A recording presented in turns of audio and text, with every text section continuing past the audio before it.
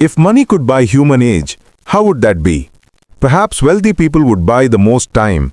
They would live the longest, while poor people would die young. I'll tell you such a story, where you can buy time with money if you wish. That is, if you work, you can choose to receive time instead of money as compensation. And with that time, like money, you can buy everything you need. However, you will see how much time you have left on the automatic clock set inside your hand, and whenever the time reaches zero, you will die. So, let's go and see this incredible story of time. Will wakes up in the morning to see he has only 23 hours and 48 minutes left, meaning if he doesn't earn more time after this, he will certainly die. Actually, this is a future world, where every person has a digital clock on their hand showing how long they can live. Everyone lives until 25 years old and then receives an extra year of time. After that, they have to work to earn time. If someone fails to earn time within this period, they die. Naturally, after 25, everyone's age remains almost the same. That is, they never grow old. Will then gets ready to go to work at the factory. His mother asks him, "Where were you last night?" Actually, since today is his mother's 50th birthday, he had worked overtime yesterday to buy a gift for her. But you might wonder, why does his mother still look as young as him? Since no one ages after 25, his mother and he look about the same age. Anyway, when Will is about to leave for work, his mother happily transfers 30 minutes of time to him. But his mother only has about 2 days of time left on her own clock. She tells him she might not be able to come back from work today. So Will promises his mother that tomorrow, after finishing work at the factory, he will definitely come to pick her up from the bus stand. He then goes out looking for work. A little girl named Maya comes to him asking for help with time. Here, everyone helps each other, not with money, but with time. Even though Will doesn't have much time himself, he still gives the little girl 5 minutes. Time can be saved inside these time capsules. The girl is saving time for her future. Will heads straight to the factory, and while having breakfast, notices that the prices of everything have increased since yesterday. With no other choice, he buys food at the higher price. He then starts working. After finishing work, everyone receives time as payment from the company. But then Will sees that one worker's time has run out and he lies dead on the street. Anyway, in the evening, he goes to a bar to meet his friend. He takes back the 1 hour he had lent to one friend. Another friend, Beryl, tells him, "Bro, that guy over there has 100 years of time." Will goes over to the man and says, "If you wander around with so much time, people might kill you and steal your time." But the man pays no attention to his words. While saying this, a group of thugs arrives. They want to take the time from that man. They won't just take his time, they want to fight for it. Whoever wins the fight will take all of his time. The man agrees to the fight. But because he has had too much to drink, he feels nauseous. When he goes to the washroom, Will takes the opportunity to grab him and escape from there. Actually, Will wanted to help him. Deceiving everyone's eyes, they hide in an old building. The man introduces himself to Will. His name is Henry. He then offers Will an expensive drink. After drinking it, Will says, "You must have come from New Greenwich to Dayton, right?" Actually, Greenwich is where wealthy people live who have a lot of time. And Dayton is where the poorest and the most oppressed people live who have almost no time. Then Henry tells Will he doesn't want to live anymore because he is now 105 years old. He has already experienced almost everything in life. Besides, he says that on earth, some people have a lot of time while others have almost none. And because of these rich people, poor people are dying every day. This situation bothers me a lot. Actually, Henry was a good person at heart. He asks Will, "If you had so much time, what would you do?" But Will tells him, no matter how much sorrow and hardship come in life, one should never give up. Stop this nonsense. Tomorrow morning, you will go back to your city. And yes, if I had that much time, I would never waste it. And don't worry, I won't steal your time. Saying this, the two of them fall asleep. The next morning, Henry wakes up first, takes Will's hand and transfers all his time to him. He keeps only 5 minutes for himself and leaves. When Will wakes up, he sees he has 100 years of time. He immediately starts looking for Henry. Looking out of the window, he sees Henry sitting on a bridge. Written on the glass is, "Don't let my time go to waste." Seeing this, Will runs to save him, but because his time runs out, Henry dies.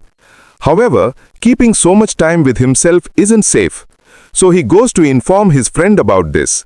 He gifts his friend 10 years of time, and then he sets off to bus stand to pick up his mother. He waits with a bouquet of flowers for his mother's birthday gift. Meanwhile, his mother finishes work and leaves. But the time she earned from work today is mostly spent paying their house rent and other debts. She then goes to the bus stand and sees that the bus fare has been increased by 1 hour. But she only has 1.5 hours of time left. She pleads, "Once I reach the bus stand, I'll take time from my son and pay you back." But the bus driver doesn't help her at all. Even the other people on the bus refuse to help her. With no other option, she starts running towards home. A little later, when the bus arrives, Will doesn't see his mother there. On the way, her mother sees she has only 9 minutes left. She asks someone for help, but that person refuses to lend her even a little time. Will realizes something is wrong with his mother and starts running. But at the last moment, although he finds his mother, he sees her time has run out, and there his mother dies. He feels immense regret because even with so much time of his own, he couldn't save his mother. Meanwhile, where Henry died, timekeepers have arrived to investigate. Actually, they work like police throughout the city. The timekeepers find out that Henry had 100 years of time, so they start looking for who killed him and stole his time. Will, having lost his only mother, becomes distraught. He then heads towards Greenwich, where all the wealthy people live. Because he now has a lot of time himself, he hires a taxi, crosses each time zone, and arrives in Greenwich. Everyone in this city is rich. Everyone has expensive cars. Since Will doesn't know anyone here, he goes to book a hotel room to stay. A girl at the hotel starts following him. Meanwhile, the timekeepers search for who has Henry's time. By checking CCTV footage, they find Will. Meanwhile, when Will wakes up in the morning and goes for breakfast, the girl continues to follow him. After eating, he gifts a lot of time as a tip to the waiter. The waiter tells him, "Your clothes suggest you're not from our city." Will then realizes he needs to buy better clothes. In the evening, wearing nice clothes, he goes to a casino. To gamble, he challenges Philip to a bet. Actually, Philip is the richest man in the city. The girl is none other than Philip's daughter. Will bets almost all his time, keeping only 2 minutes. Finally, it turns out he actually wins, and along with it, earns 1100 years of time. Philip loses and leaves, but his daughter Sylvia invites Will to a party at their house. Will buys an expensive car after leaving the casino. The next day, he goes to Sylvia's house. Sylvia thinks Will is the son of a very wealthy man. Then the two of them start dancing. Will asks Sylvia about her guards. Sylvia tells him, "I want to live like ordinary people." Actually, even though she is the daughter of a wealthy man in this city, she doesn't like any of this. Then Will tells Sylvia, "Do you know that outside this city, in other cities, many poor people live? Because of your father, many people are dying there every day. Not only that, your father intentionally increases the prices of all goods." Actually, Sylvia's father had a lot of time. The time stores in Will's city were owned by Sylvia's father, so Will came here with a plan. Will then reveals all her father's misdeeds to Sylvia, but she doesn't believe any of it. While they are enjoying the party, the timekeepers arrive. They interrogate Will separately about where he got so much time, and why he came from the poor city to this rich city. Will tells them, "A friend named Henry gifted me 100 years of time, and then I earned the rest of the time gambling here." The timekeeper tells him, "We will investigate whether you stole time from Henry." So they take all his time, leaving him with only 2 hours. And they tell him, "If you can prove yourself innocent, you can take the remaining time from us." Seeing all this, Sylvia says, "I had suspected earlier that Will wasn't actually rich." Since the timekeepers took all of Will's time, he cleverly escapes from them, takes Sylvia hostage with a gun, and runs away. The timekeepers chase after him to catch him. Deceiving everyone's eyes, they leave Greenwich and come to Dayton. But suddenly, they have an accident on the road. However, while searching for Will, the thugs from the hotel find them. But it turns out that Will only has 1 hour of time left. However, the girl has 10 years of time. They then steal the time from Sylvia. But when they regain consciousness, Sylvia sees she has only 30 minutes left. Will gives her 5 minutes from his own little time. Then the two of them quickly head towards the city. So Will goes to his friend, to whom he had gifted 10 years of time. But from his friend's wife, he learns that his friend Beryl actually died from drinking too much in happiness after receiving so much time. But now they have only 2 minutes of time left, so they run to a store to buy time. With Sylvia's diamond earrings, they buy 2 days of time. Then, when Will calls Sylvia's father, the timekeeper tells him they will catch him soon. But Will tells him if Philip wants to save his own daughter, he must give 1,000 years. However, the timekeepers don't agree to this. Then, Will takes Sylvia to their own house. At night, the two of them talk. Actually, Will wants everyone to have enough time. Why should only the wealthy have so much time and poor people suffer and die like this? Sylvia then realizes that Will didn't actually kidnap her for time. He did it for the good of all the poor people.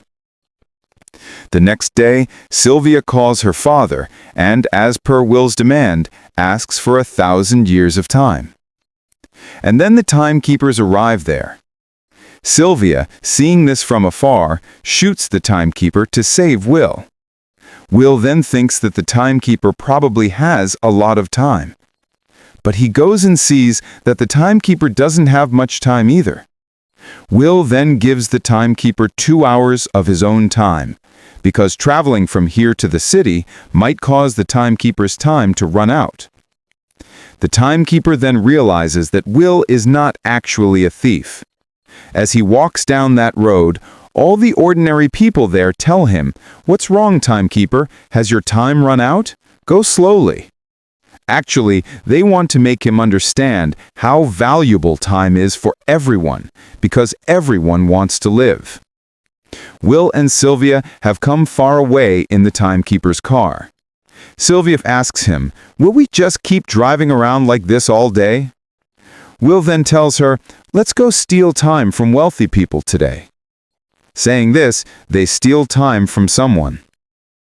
But meanwhile, their photos are broadcast on TV all day. If anyone can capture them alive, they will be gifted 10 years of time.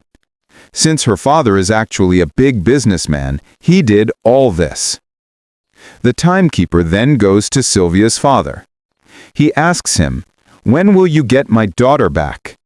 But the timekeeper tells him, "Your own daughter doesn't want to leave Will, and an arrest warrant has been issued for your daughter. We will catch them very soon." Meanwhile, Sylvia asks Will, "If you had a lot of time, what would you do?" Will says, "Actually, I always had only 1 day of time. If I had a lot of time, I would definitely distribute that time among all the poor people." Hearing this, Sylvia tells him, "An idea has come to my mind." The next day, the two of them attack the place where time is bought and sold, stealing many time capsules. This company actually belongs to Sylvia's father. Sylvia then tells everyone, "Our company is gifting time to everyone for free." All the ordinary poor people there rush to take the time capsules. They all then take as much time as they want. And shortly after, the timekeepers arrive, but they fail to catch Will and Sylvia. Will, with all the time, secretly gifts time to all the ordinary people in their city. However, on the city's billboard, it is shown that if anyone can capture the two of them, they will be gifted 10 years of time. and the thugs, seeing this, start searching for them. But the timekeeper, while searching for them, arrive at their hotel. They then start running to escape from them. But the timekeeper doesn't give up. With great difficulty, they escape and go to another hotel. Meanwhile, the thug comes to their area and asks everyone who gifted you the time. But no one wants to say anything about it. He then kills someone there. However, out of fear for his life, one person says, "I know where Will is." Then the thugs come to their hotel and trap them. The thug tells Will, "I could kill you now if I wanted, but I want to play a game with you. Actually, whoever can keep their hand on top for longer will win the other's time."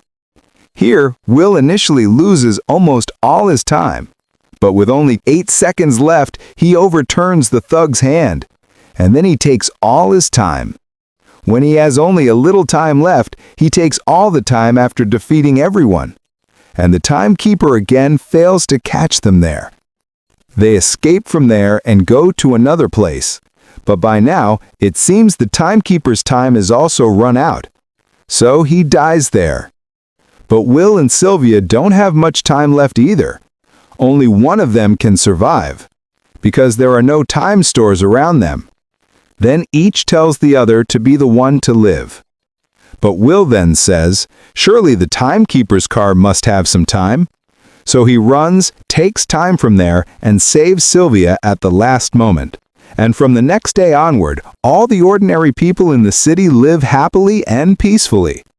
Will and Sylvia stand by the common people like this. Actually, this is happening all over the world.